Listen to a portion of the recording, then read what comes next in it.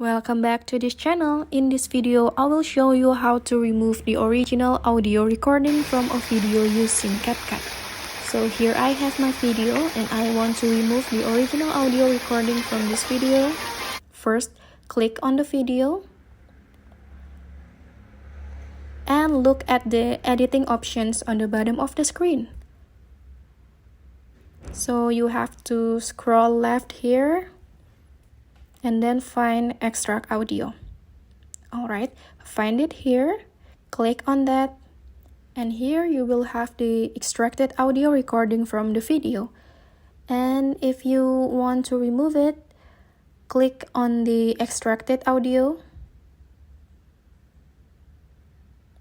So click in the extracted audio first and click delete, and it will be removed from your video.